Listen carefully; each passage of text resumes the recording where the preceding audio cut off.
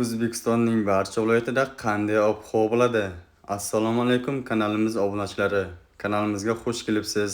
Bizning kanalda har kunlik va haftalik ob-havo ma'lumotlarini bilib olishingiz mumkin. Agar kanalimizda mehmon bo'lsangiz, eng so'nggi yangiliklardan xabardor bo'lishingiz uchun kanalimizga obuna bo'lib, like bosishni unutmang. Like bosgan insonning qo'llari Kabatullohning devorlarini ushlasin. O'zgidromet markazi 18, 19 va 20-iyun kungi ob-havo prognozini e'lon qildi. Unga ko'ra, havo biroz bulutli, ayrim joylarda o'zgaruvchan bo'ladi. Yog'ingarchilik kutilmaydi. Shamol sharqdan 7-12 metr sekund tezlikda esadi. Dasht va cho'l hududlarda esa 13-18 metr sekund tezlikgacha kuchayishi, chang to'zonlar bilan kuzatilishi mumkin.